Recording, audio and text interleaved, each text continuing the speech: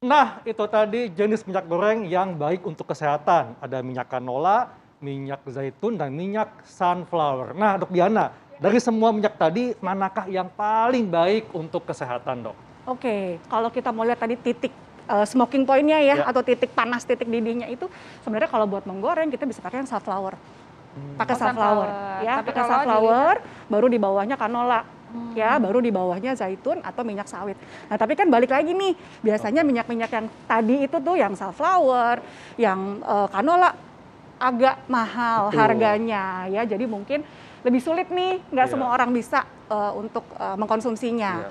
Jadi kalau misalnya kita ya masih sayang dengan harga minyak yang mahal, minyak sawit lagi di baliknya. Tetap, Oke. namun tetap ya untuk mungkin saya bisa kasih tips sedikit ya. Betul, Untuk betul. pada saat ibu-ibu, teman-teman semua menggoreng nih di rumah, itu mungkin bisa ditambahkan ada pakai baking soda, Dok. Oh, kenapa, Dok? Pakai baking soda.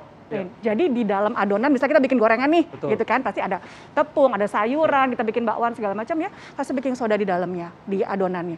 Jadi pada saat nanti dia digoreng, itu sebenarnya baking sodanya akan bikin gelembung-gelembung, ya, sehingga minyak yang di dalamnya juga akan keluar. Jadi nggak terlalu banyak minyak yang ada di dalam gorengannya. Jadi salah satu tips lah. Tapi tetap bikin renyah, Dok, ya? Justru makin renyah, Makin renyah. makin crunchy. Iya. Kemudian pemilihan tepung juga harus Iya. nih. Pemilihan tepungnya, ya, Iya. kita bisa pilih tepung, biasanya kita pakai tepung terigu, Iya. ya kan, sedangkan tepung terigu itu justru menyerap minyak lebih banyak. Betul. Bisa tepung bumbu, itu biasanya isinya tepung terigu. Iya. Nah, kita bisa gantikan ke campur nih, tepung terigunya mungkin kita kurangin, kita tambahkan tepung beras. Nah, tepung beras atau tepung jagung, nah dia lebih tidak menyerap minyak. Dok, gitu. yang tadi Iya. kalau kita menambahkan baking soda pada Betul. adonan gorengan itu nggak apa-apa, Dok, bagi kesehatan, Nggak baking apa-apa, sodanya? ya, cuma sedikit aja. Jadi Berapa misalnya, banyak, Dok, sedikitnya ya, itu? jadi misalnya untuk satu bowl kita goreng, Iya. ya paling seujung sendok teh, cuman setengah sendok teh aja, dikit aja. Bikin lebih crunchy justru. Jadi justru lebih crunchy Iya. ya. Nah, terus udah gitu juga kita bisa mengurangi juga ya penggunaan Betul, minyaknya betul. juga gitu ya. Apalagi kan sekarang lagi susah nih minyak Mahal ya. pula ya. Betul ya. Tapi kalau misalnya di sini ada yang tidak bisa hidup tanpa gorengan, itu tadi sih itu ya tipsnya. Nah, selanjutnya nih dokter, ini ada juga mitos atau fakta. Katanya kita harus memasukkan banyak sayuran pada gorengan untuk membuat gorengan menjadi lebih sehat. Ini fakta atau mitos? Yes, ini tentu saja fakta. Fakta. Iya dong, udah bagus ya paling enggak ya ada tambahan serat di dalamnya. Ya kan, dengan kita masukin sayur, misalnya kayak kita bikin Ya. bakwan tadi ya, atau Ya. tempe tambahin sayur, nggak apa-apa, potong-potongin sayur. Dengan itu kita menambahkan serat. Nah, fungsi serat sebenarnya dia juga menghambat penyerapan lemak. Nah, satu sisi rasanya lebih enak, kita dapat zat gizinya lebih banyak, ya, vitamin mineral juga dapat. Lemak yang ada di dalam gorengan bisa dihambat penyerapannya dengan tambahan sayur tadi, gitu. Oke ya, nah dan juga yang paling sering dilakukan nih oleh masyarakat itu untuk menghilangkan guilty feeling, Dok, katanya.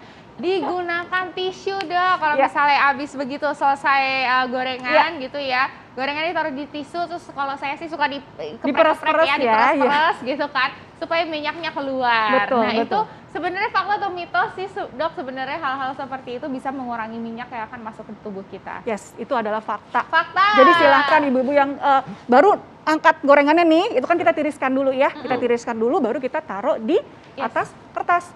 Ya, bahkan sekarang banyak tisu juga yang khusus untuk gorengan. Katanya bisa menyerap minyaknya lebih banyak.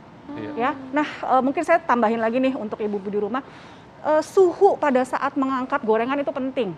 Ya, kadang kalau misalnya suhunya lagi anyep-anyep gitu ya, kita angkat itu minyaknya banyak tuh di dalam gorengannya. Ya, jadi justru pada saat kita mau ngangkat, misalnya kan biasanya kita sukanya golden brown ya, warnanya kuning kecoklatan ya. Iya. Nah, itu pada saat kita mau ngangkat, naikin suhunya. Jadi gedein kompornya, sampai dia panas sekali, mungkin 1-2 detik baru kita angkat. Oke. Nah, Apa yang sehingga terjadi, Dok, pada saat kita dipanasin full baru diangkat tuh? minyak yang di dalamnya itu jadi banyak yang keluar. Nggak apa orang bilang nggak ngemu minyak ya, nggak ada minyak di dalamnya. Jadi lebih sedikit. gitu Beda kalau ya. kita misalnya kamu masak nih Len gitu kan, terus kamu angkat gorengannya pada saat apinya sedang, Iya. nggak panas, itu pasti lebih banyak minyak di dalamnya. Jadi seperti itu. gitu. Iya. Jadi makin dipanasin, Dok, ya. Betul. Wah, ini tips baru nih. Ternyata Betul. selama Iya, ini kita banyak mungkin ya. kecilin dulu ya, baru diangkat ya. Iya, justru Iya. kecilinnya itu pas tengah-tengah, Dok. Oke. Jadi pas masuk pertama minyak panas nih. Iya. Tadi kan smoking point udah gitu Iya. kita masukin, saatnya masuk adonan. Kemudian kita kecilin api biar tidak terlalu gosong luarnya, dalamnya mateng, luarnya renyah. Nah, begitu udah ya tadi golden brown ya, kuning kecoklatan, gedein, angkat. tiriskan, baru masukin taruh di atas tisu tadi. Ya. Wah. Iya. Nah, Dok, Iya. Selain tadi menambahkan baking soda, Ya, kemudian terus pakai ganti tisu, tepungnya juga. Ya. tips apa lagi Dok yang dapat dilakukan masyarakat supaya bisa membuat gorengan menjadi lebih sehat, Dok? Oke, intinya itu tadi ya, gorengan tidak bisa dihindarkan sama sekali nih Iya. dari masyarakat Indonesia. Betul. Ya, boleh deh kita konsumsi gorengan, tapi tolong perhatikan jumlahnya. Hmm. Ya, jangan sekali makan bisa 3-4 potong ya Dok ya, kebanyakan Betul. juga. Ya, mungkin makannya kita batasi ya, sekali makan 1 atau 2 potong dan dilengkapi dengan gizi seimbang lainnya.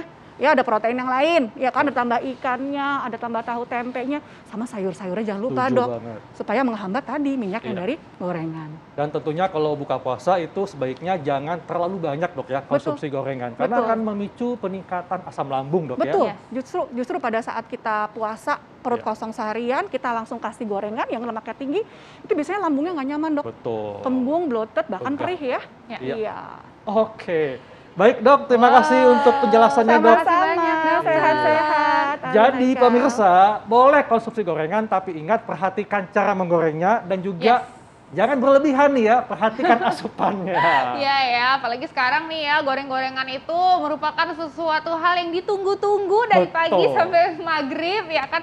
Lebih baik berbuka puasalah dengan yang Ya. manis-manis seperti apa? Kurma ya. Nah, Karena karena- kurma itu kan juga memang selain sunnah Betul. Nabi ya kan. Dan Iya. juga ternyata banyak manfaatnya loh. Dan banyak juga cara-cara kita untuk makan kurma tuh ramuannya gimana sih caranya. Sesaat lagi kita akan membahasnya, tetapi Hidup sehat.